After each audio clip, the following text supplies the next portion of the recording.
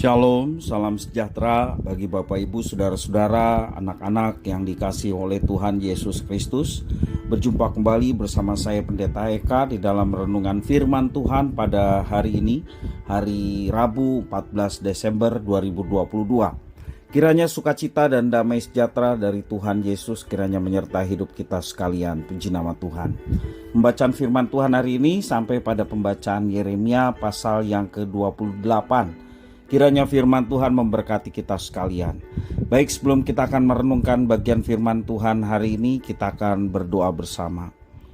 Tuhan Bapa di sorga, di dalam Yesus Kristus, sungguh kami bersyukur atas kasih setia Tuhan, penyertaan, pemeliharaan yang boleh kami alami dari hari ke hari. Biarlah itu menjadikan kami semakin mengenal Engkau, Allah yang baik, menyertai dan memberkati, sehingga membuat kami semakin hari semakin tunduk dan taat akan kebenaran firman Tuhan.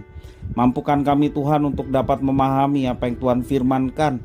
Juga Engkau menolong kami untuk menjadi pelaku-pelaku firman dalam kehidupan kami setiap hari.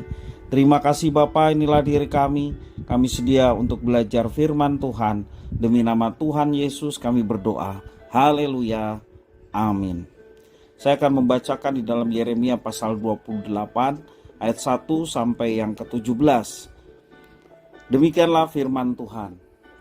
Dalam tahun itu juga, pada permulaan pemerintahan Zedekia Raja Yehuda, dalam bulan yang kelima tahun yang keempat, berkatalah Nabi Hananya bin Azur yang berasal dari Gibeon itu kepadaku di rumah Tuhan, di depan mata imam-imam dan seluruh rakyat. Beginilah firman Tuhan semesta alam, Allah Israel. Aku telah mematahkan kuk Raja Babel itu.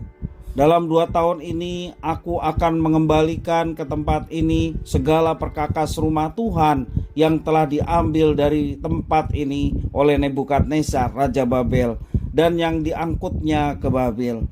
Juga Yekonya bin Yoyakim Raja Yehuda beserta semua orang buangan dari Yehuda yang dibawa ke Babel akan kukembalikan ke tempat ini. Demikianlah firman Tuhan, sungguh aku akan mematahkan kuk Raja Babel itu. Lalu berkatalah Nabi Yeremia kepada Nabi Hananya di depan mata imam-imam dan di depan mata seluruh rakyat yang berdiri di rumah Tuhan itu. Kata Nabi Yeremia, amin, moga-moga Tuhan berbuat demikian. Moga-moga Tuhan menepati perkataan-perkataan yang kau nubuatkan itu dengan dikembalikannya perkakas-perkakas Tuhan, rumah Tuhan, dan semua orang buangan itu dari Babel ke tempat ini. Hanya dengarkanlah hendaknya perkataan yang akan kukatakan ke telingamu dan ke telinga seluruh rakyat ini. Nabi-nabi yang ada sebelum aku dan sebelum engkau dari dahulu kala telah bernubuat pada banyak negeri dan terhadap kerajaan-kerajaan yang besar tentang perang dan malapetaka dan penyakit sampar. Tetapi mengenai seorang nabi yang bernubuat tentang damai sejahtera, jika nubuat nabi itu digenapi, maka barulah ketahuan bahwa nabi itu benar-benar diutus oleh Tuhan. Demikian Nabi Hananya mengambil gandar itu dan pada tengkuk Nabi Yeremia lalu mematahkannya. Berkatalah Hananya di depan mata seluruh rakyat itu, beginilah firman Tuhan, 2 tahun ini begitu jugalah aku akan mematahkan kuk Nebukadnezar Raja Babel itu dan pada tengkuk segala bangsa. Tetapi pergilah Nabi Yeremia dari sana. Maka sesudah Nabi Hananya mematahkan gandar daripada tengkuk Nabi Yeremia, datanglah firman Tuhan kepada Yeremia. Pergilah mengatakan kepada Hananya, beginilah firman Tuhan, engkau telah mematahkan gandar kayu, tetapi aku akan membuat gandar besi sebagai gantinya. Sebab beginilah firman Tuhan semesta alam, Allah Israel, kuk besi akan kutaruh ke atas tengkuk segala bangsa ini, sehingga mereka takluk pada Nebukadnezar Raja Babel. Sungguh mereka akan takluk kepadanya. Malahan binatang-binatang di padang telah diserahkan kepadanya. Lalu berkatalah Nabi Yeremia kepada Nabi Hananya, dengarkanlah hai Hananya, Tuhan tidak mengutus engkau tetapi engkau telah membuat bangsa ini percaya kepada dusta. Sebab itu beginilah firman Tuhan, sesungguhnya aku menyuruh engkau pergi dari muka bumi. Tahun ini juga engkau akan mati, sebab engkau telah mengajak murtad terhadap Tuhan. Maka matilah Nabi Hananya dalam tahun itu juga pada bulan yang ke-7. Bapak Ibu saudara-saudara yang dikasihi oleh Tuhan, hal yang penting menggembirakan bagi seorang yang sedang menghadapi pergumulan berat adalah mendengar ada jaminan akan terjadinya pemulihan.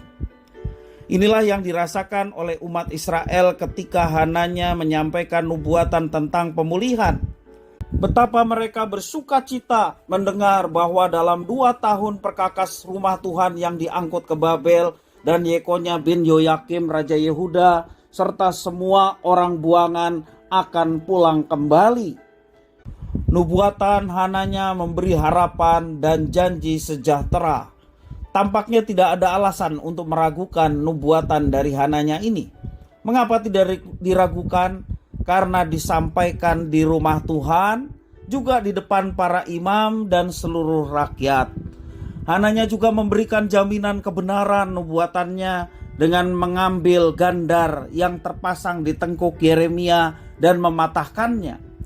Sayangnya, nubuatan yang diklaim berasal dari Tuhan itu ternyata nubuatan yang palsu. Hananya berdusta dengan mengucapkan perkataan yang tidak bersumber dari Tuhan.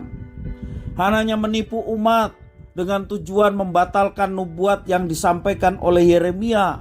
Tidak main-main hukuman dari Tuhan atas penyesatan yang dilakukan oleh Hananya. Yang dilakukan olehnya, Hananya mati 2 bulan kemudian. Bapak Ibu saudara-saudara yang dikasihi oleh Tuhan Yesus Kristus, kata-kata penghiburan yang manis didengar mungkin bagai oasis di padang gersang bagi sesama yang berada di tengah pergumulan. Namun sebaik apapun kalimat penghiburan yang kita dengar atau kita ucapkan adalah penyesatan jika tidak didasarkan pada terang kebenaran kehendak Tuhan. Lebih bijaksana kita mengujinya terlebih dahulu, memastikan bahwa semua itu bersumber dari kehendak Tuhan, bukan hanya ambisi pribadi.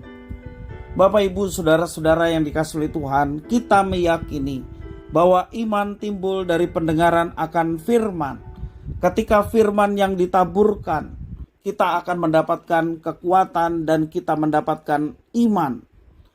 Maka dari itu perkatakanlah segala sesuatu yang sesuai dengan kehendak Tuhan, bukan dari sumber yang lain. Bahkan dari sumber yang bukan dari firman Tuhan, tetapi kita merasa bahwa itu lebih baik daripada firman Tuhan. Janganlah demikian. Sebagai anak-anak Tuhan, sebagai murid-murid Kristus, apapun yang kita kerjakan, apapun yang kita katakan, semuanya itu seharusnya dilandaskan akan kebenaran firman Tuhan. Dan percayalah, ketika segala sesuatu yang kita ucapkan dan kita perbuat berdasarkan kebenaran firman Tuhan, tidak akan menjadi sia-sia. Tidak akan menjadi sia-sia berarti kita bermanfaat dan menjadi berkat bagi sesama. Kiranya firman Tuhan memberkati kita sekalian. Kita berdoa. Tuhan Allah Bapa di sorga, terima kasih atas firman Tuhan. Mampukan untuk kami dapat mengerjakannya dalam hidup kami. Sehingga setiap apa yang kami katakan, setiap apa yang kami kerjakan, sungguh berdasarkan pimpinan Tuhan dan sesuai dengan rencana dan kehendak Tuhan yang tertulis dalam kitab suci. Terima kasih ya Tuhan atas firman-Mu. Demi nama Tuhan Yesus kami berdoa. Haleluya. Amin.